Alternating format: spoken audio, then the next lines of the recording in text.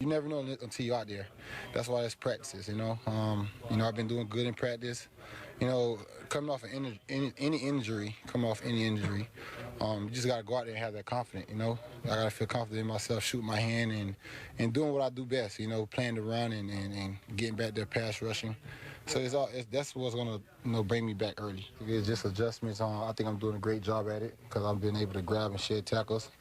It's just a big adjustment, but I'm okay. I'm doing pretty good. Skill set hasn't lost it. I haven't lost it, so I'm out there doing what I can. Hopefully I'll be out there Sunday. He's giving it his all, and he's going to play in Tampa on Sunday, maybe. Jason Pierre-Paul back practicing with the Giants. Ryan Clark is still here with us. Please tell America and these two while JPP is going to be the difference maker. Well, what kind of question was that?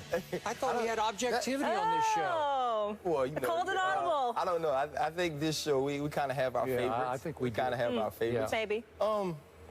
I mean, this NFC East race is so jumbled. Anybody can help.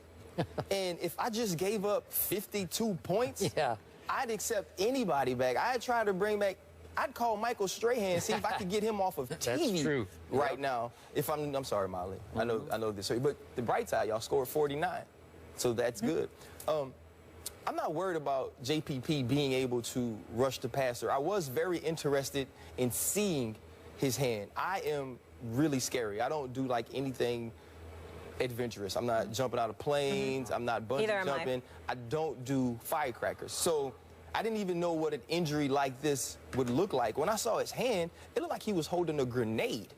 And so for me, the first thing I thought to myself is, can he shoot his hands? Can he shed blockers? What do you mean by shoot his hands? When you shoot your hand, so defensive line and offensive line play is about getting position, being inside. So if he can shoot his hands, grab cloth in order to pull himself through or swim over, try to find ways to shoot his hands, keep his outside arm free so he can see the ball. Cloth with one hand. And so and that's what I'm worried about. I think he immediately helps this pass rush, which is basically non-existent for the New York Giants. He comes in and he's able to do that. I don't know if he can be the three-down player that he once was. It's going to be hard from a conditioning standpoint because nothing gets you prepared to play football except for playing football. So he's going to have to play himself back into shape in order to be effective down in and down out.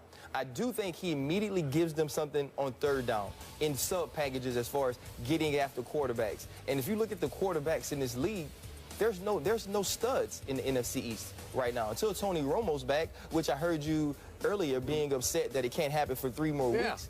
There's really not a premier guy to get after. So I think he helps the rush immediately. I don't think he does enough, I'm sorry, Molly, to change the race for the NFC East. They have to get better in the secondary and find ways to stop people from throwing the ball over. This goes a long way, at least getting pressure on the quarterbacks.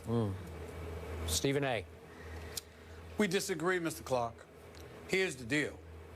When you look at the Giants, despite their struggles, they've still been in games. They are dead last. They rank dead last against the pass in the NFL. Number 32 overall. And by the way, in their 8 games this year, they have 9 sacks. 9. Moore's got 3, Cullen's got 2, nobody else has more than 1.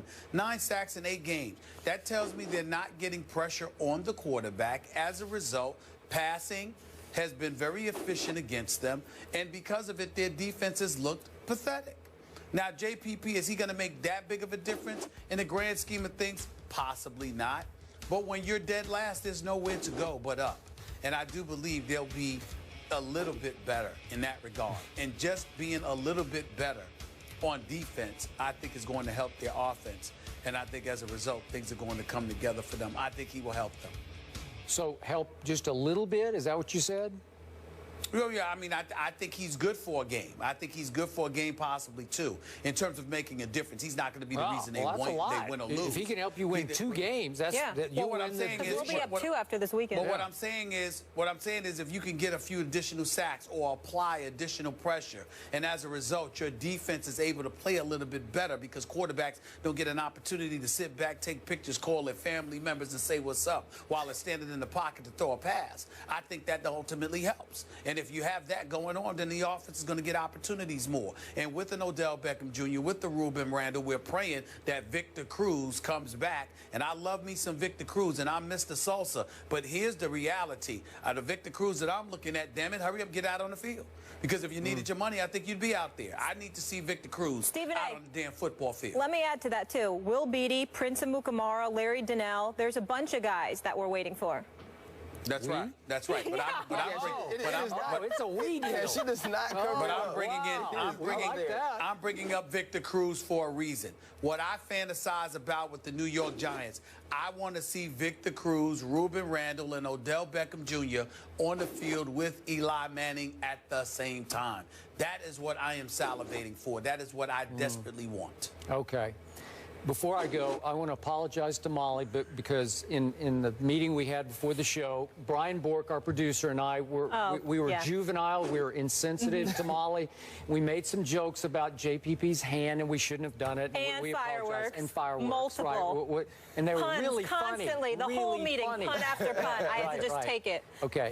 So, look, it was a serious accident. Now, why, to your point, why he would risk his livelihood playing with fireworks? And like you said, these are big fireworks that went off, man.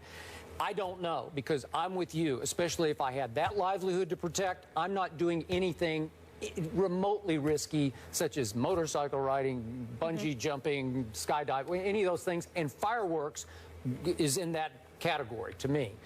Okay, so we're back to the question, can he help? Well, he certainly can't hurt, right? When you have allowed the most yards in the National Football League on defense, he cannot hurt your defense. Could he speed rush some where he doesn't have to grab cloth, where he just blows by somebody? Sure he could. If I have to see that video of him one more time going up against the blocking sled and pushing around, I don't want to see it anymore. What is this wooden thing he's pushing at practice? Yeah, what is that? I don't even know what it is. They can't get a real sled, Molly? Right, what was in that? New York? He's pushing some type of homemade sleigh. They're resourceful. Taxes are high in New York. Come on, give them a break. Yeah, so back to the big picture. Who's the team to beat right now in the NFC East? Giants. Everybody, because everybody's beatable, right? So nobody's the team to beat just yet. I'm going to stand by what I say. Even with JPP, and you're right, how can he be in any kind of real game condition now? I don't see it. It's going to be hot and sweaty in Tampa, and I don't know if they'll spot him a few times. Maybe he'll give you a rush or two. Do I see him, helping you win 2 games? I don't. I'm sorry. I'm not there. But big picture, I still say you're going to have a hard time winning this game at Buccaneers. I want to know what you think. You think the Giants are going to win against Tampa Bay? The Buccaneers are starting to come alive and come together. They just won at Atlanta. They did. But they won that game because of mistakes. Mishandled exchanges between the quarterback and the running back. Snaps not even getting up to Matt Ryan. And so I think those are the ways that the Buccaneers have to win. But Jameis is playing more careful football. I think what he said, 1 interception in the last 4 games. I'm a Jameis fan. I think Jameis is going to be a franchise quarterback for the Tampa Bay Buccaneers. I do think that right now their defense isn't playing well. So I would pick the New York Giants to win this game this weekend. Okay. So I do want to give Molly a hand for taking a stand for her. Wow. I'm sorry. I didn't mean that. I meant I was going to applaud you for your stance. Yeah, guess what? Your answer was fireworks. Okay. Yeah, good one. Real funny. Stephen A., why are you not here today? Yeah. All right, Ryan, we'll see you in a bit. Because I don't miss him. Yeah. Well, I'm missing you, even if it's one way. After opening the season with 3 straight wins, laugh it up. The Thunder have now lost 2 in a row. Is everything okay in OKC? We'll discuss.